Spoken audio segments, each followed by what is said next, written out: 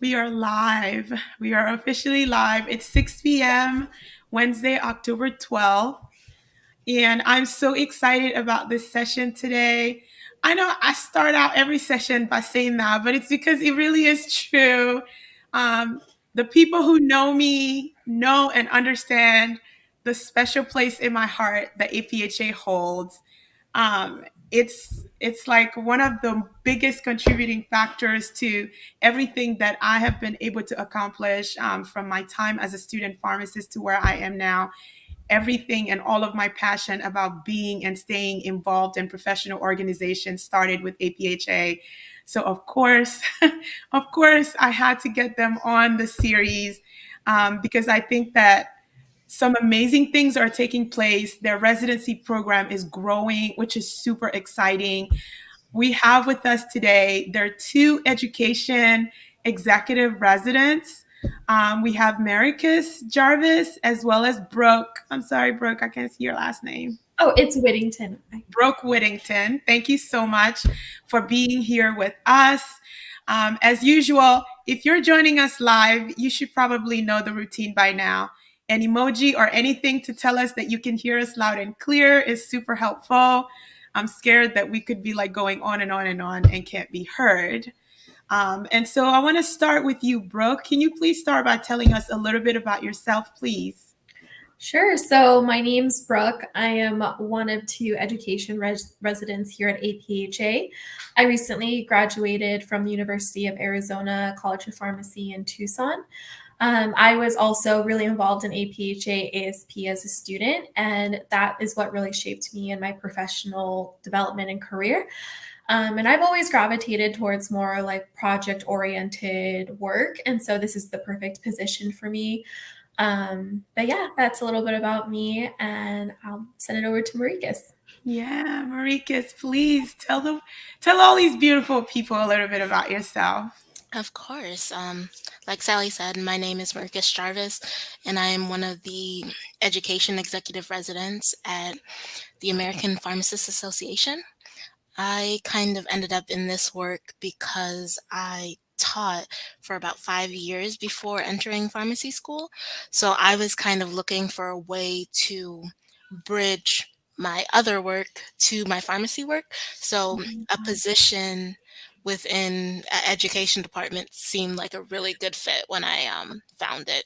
Similar to Brooke, I was very involved with my ASP chapter, serving as president of my chapter eventually. And then I actually got to do a rotation, which that helped solidify that I wanted to be there. Absolutely. Oh my gosh, that's so cool. You were a teacher for 5 years. This is one of the most fascinating things about pharmacists. It's like people go to pharmacy school with all different backgrounds.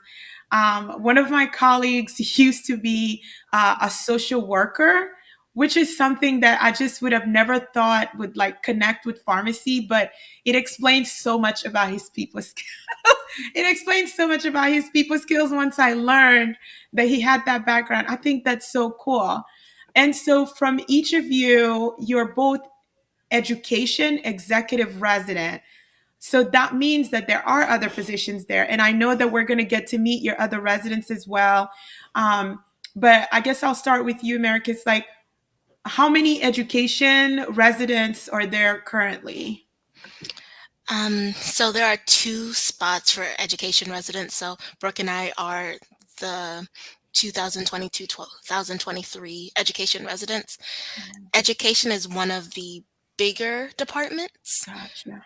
In our program, there's a total of 8 residents. So hopefully, well, you'll be able to tune in when they kind of come to speak about their departments a little bit Absolutely. more. Did you Yeah. want to add anything, Brooke, to that? Yeah. No, I think you touched it all. I'll let them talk about their Yeah. events, but Their respective areas. So we kind of know a little bit about how Maricus kind of selected education as the path. Brooke, what was that for you? so with the application process, there's 6 departments, and we got descriptions of all of them, and I kind of gravitated towards this one because it seemed a lot more project management, and a lot of what we do is we create content and information for pharmacists and technicians. And so I think I just really did a lot of reflection into what I enjoy and what sort of things I want to be involved in post residency. And so, yeah, this is why I chose this position. I think I really wanted to solidify the skills that I knew I wanted to use afterwards. Absolutely. That makes perfect sense. And so for this question would go to both of you. For the P1 student and the P2 students, I always think about the students that are super early in their professional careers. They have no idea yet if postgraduate training is even something that they should explore. From both of your perspective, I think it would be great for them to hear the decision. Like, what was that process like for you, or what made you decide that after going through 4 years of pharmacy education, formal pharmacy education, that you'd want to take this step for an extra year of training or two to kind of invest in yourself? I think it would be good for them to kind of hear what that process for you may have been like. You can go first, Brooke. Sure. So in the back of my mind, when I first started pharmacy school, I had always thought I wanted to do postgraduate training. It started off as a traditional residency. And as I was going through pharmacy school, I just wasn't feeling as connected to the idea anymore. Yeah. And I think as you go along and the years get harder and harder, and then in rotations, you're really tired and you're almost just ready for graduation, and you're like, I'm ready to just work. I've been in school for 7-8 years. And so my decision to do this, it was, I was trying to look at long-term investment. So I wanted to not just look at how I was feeling now that I was tired and stressed and I just wanted it to be over with. And so I wanted to really put in the time to look into other opportunities and to network and to put myself out there to see what lies in my career. Like, I still have a very long career, and what that looked like for me in the long term. And to all my fellow P4s who I know that you're probably getting tired towards the middle of your rotations right now in the holidays, just keep pushing. It's temporary, and the pain is temporary, and then your future is forever. So just keep pushing through. Keep that in mind. I know. Keep that in mind. That's such great advice, though. It's a real thing. Like, this November to February window, anyone you talk to, it starts with a deep cleansing breath, like just tired. So I love that you're offering that up. What about you, Americas? I would say definitely similar, trying to invest in my future, what can set me up for what I want in the long term. Yeah. I kind of always knew that I wanted something a little less traditional. Yeah.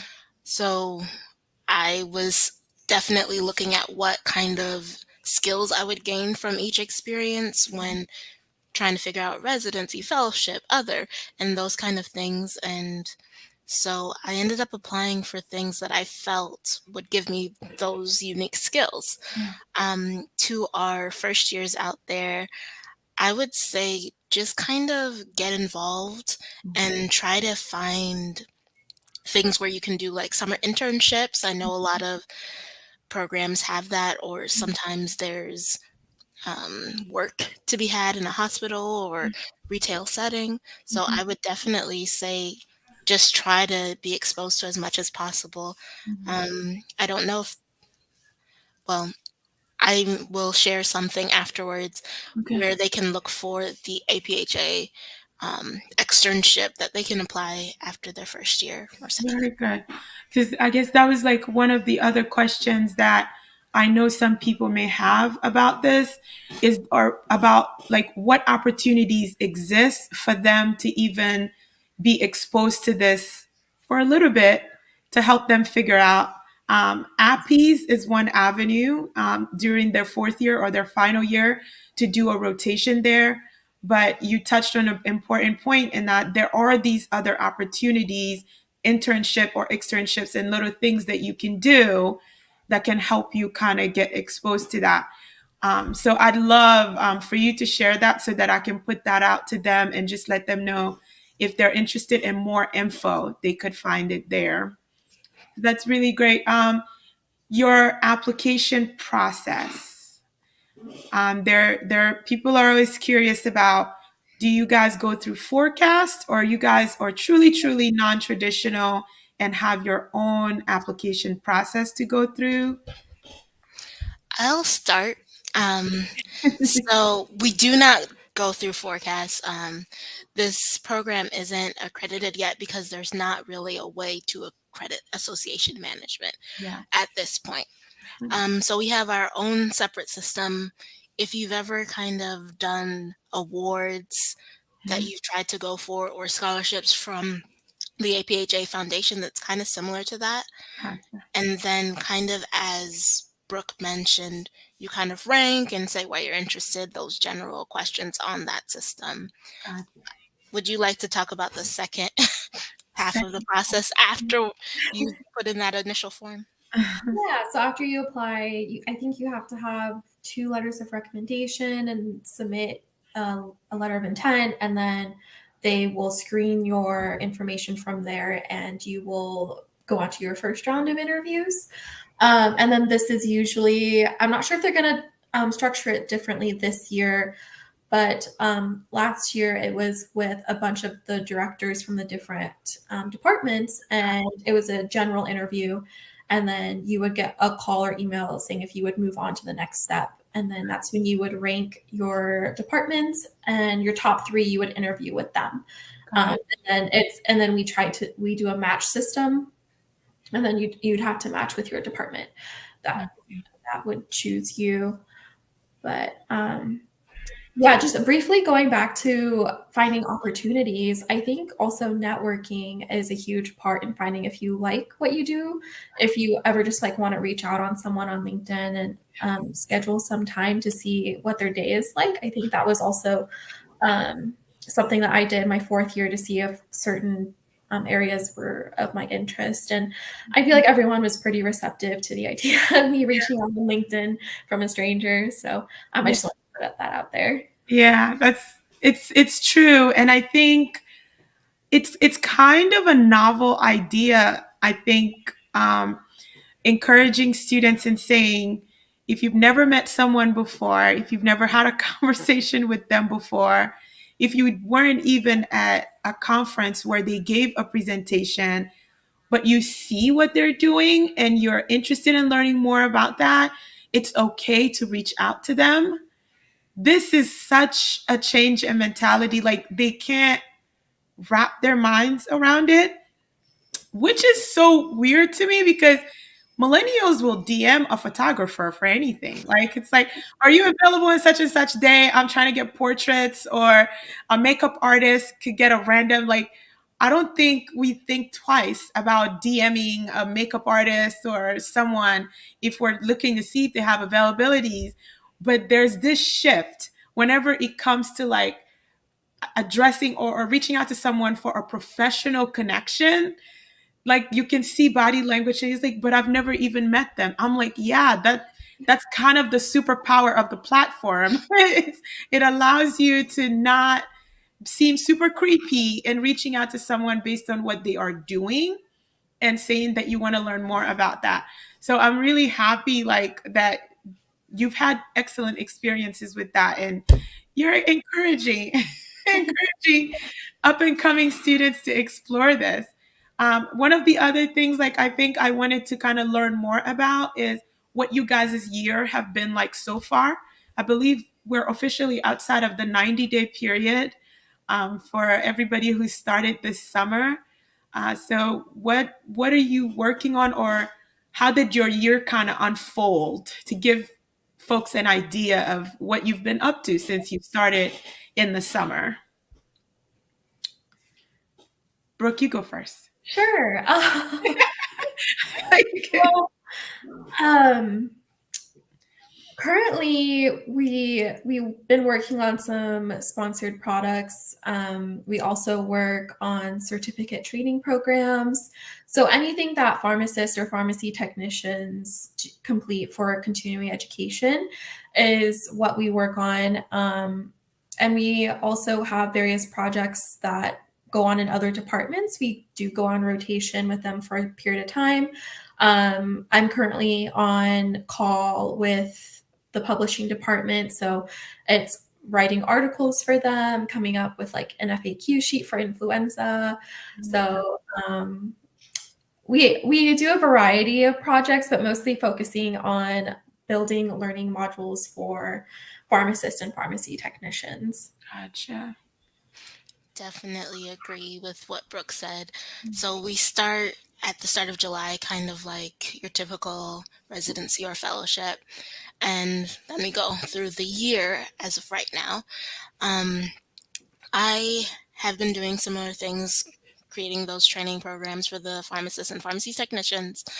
Um, I know a lot of people out there probably went through the immunization training. That's Yeah, something that we kind of get to work on in our department. got it. So that to kind of like visualize it for Yeah. people. We also put out short questions to kind of pulse the community to see what needs are needed in pharmacies and Mhm. then create education surrounding them to make sure that pharmacists are best prepared Yeah, to meet all the needs of patients. absolutely. Um, I would say I've also gotten to do some rotations.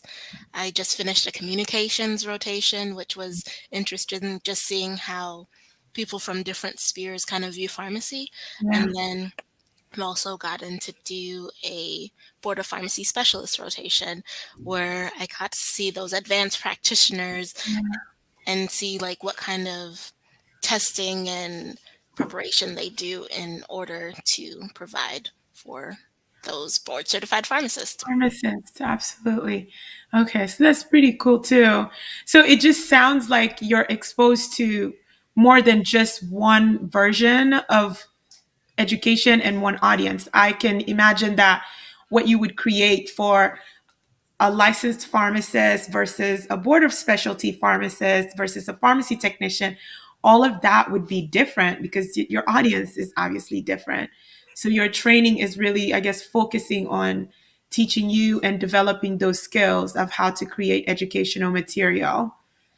Okay, so that's awesome. And then as far as licensing, do you guys are you guys licensed in a particular state? Is it a condition of your residency to be licensed? Is NotPlex required? This was something I was curious about learning for executive residencies. Definitely. So, as we're not doing direct patient care, Mhm. it's not as big of a push to get licensed right away. I know a lot of programs have that 90-day period cutoff. Yeah, For us, we are required to be licensed by the 31st of December gotcha. in order to continue. Yeah, Basically, the reasoning behind that is so when we're talking with subject matter experts, when we're talking with these different fields, depending on your core group, that you have some respect. absolutely. You know what you're talking about. Yeah, So we, it's we're required to get licensed, yeah. but not for patient care needs.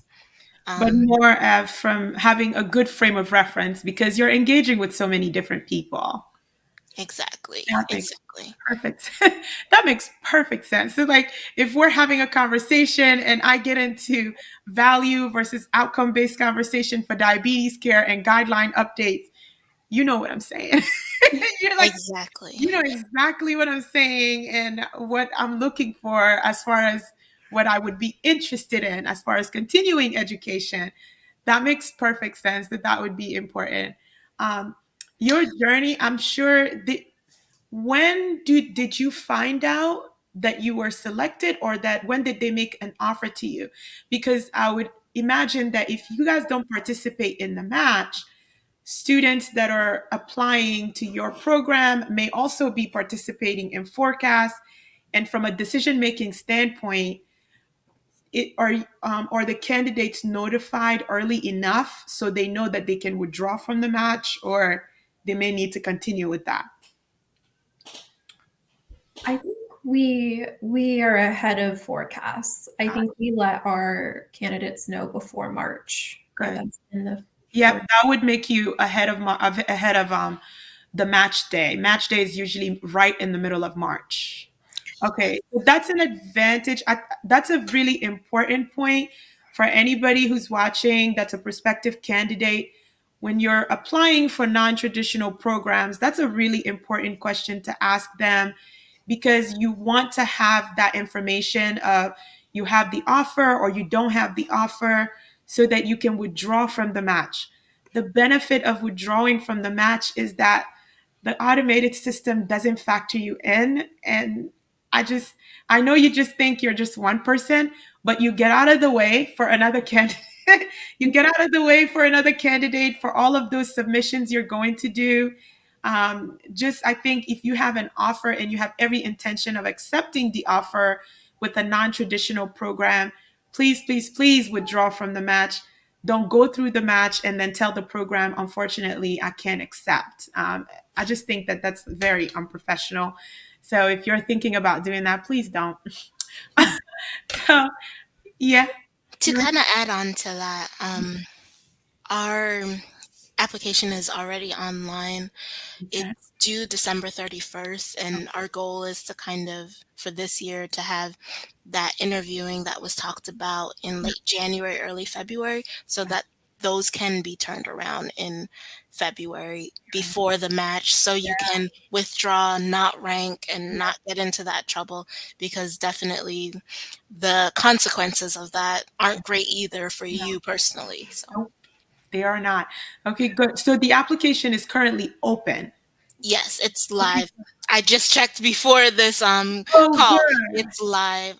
So that the site to our executive residency program will also be posted, so you can read about all the specialties Yeah. and qualifications. But then there's an apply now button that you can use to see. Oh.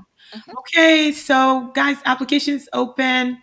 This is a shameless plug. So I'm just saying, um, if you like what you're hearing right now, and or you're a P1, P2, and interested in plugging in with both Brooke and Maricus, is it okay for them to reach out to you all? I've been careful not to just volunteer your services. I was like, just go ahead and reach out to them. They'll be happy to help you. Most definitely. Okay. Yeah, I think I definitely need to pay it forward for all the other residents and fellows around the country who have talked to me. So Absolutely. I love it. I love that energy. So, guys, reach out to them both if you have any questions or want guidance. They've stated the application is live. And so, if you were already thinking about this and hearing from them today kind of encouraged you to go ahead and do it, you can. You can totally go ahead and do it as of right now. Um, I wanted to hear from you both about advice. What do you think you kind of learned along the way in this journey to where you are now that you would want to pass on to someone else? Granted, no two people's journeys are identical, but I think that hearing other people's and what other people picked up along the way to get to where they are, especially if you want to get there, could be a very empowering and powerful tool to you as you kind of continue to navigate and figure out what you want to do. So I would love for you each to share some words of wisdom, or what am I calling it? Wisdom from the journey. It's super corny, but I'll start with you again, Brooke. I like picking you first. Sorry. hey, I think just a year ago, the biggest thing would be to keep going, even if you get rejected. There's always going to be a position out there for you. Like, you're going to have a great career. I know I definitely got a ton of rejection when I was applying to postgraduate programs. And so just not taking the no too hard. It's usually not personal. And so just keep going. You're going to get a million no's and you'll get that one yes. Yeah. Excellent advice. We only want the one yes. Yeah. It just takes one and just keep going, keep applying. For sure. Yeah. I definitely agree with Brooke. I think networking is really important. So I guess this is more to the third years at this point. Yeah. Like, you need to get out there and network. You need to plan your APhA rotations wisely and make sure when you're there, you meet as many people as possible, because that rotation could lead to your postgraduate experience or a job if you're up for that. Yep. So I think that's really important. I mean, that's kind of what happened with me. I did a rotation with APhA in the education department, ended up ranking it first. Yeah. And because of that, I didn't actually have to do the second round of interview. They were comfortable with me already. Okay. So Yeah. networking is super important no matter what avenue you're going into. Absolutely. Super powerful things you just said now.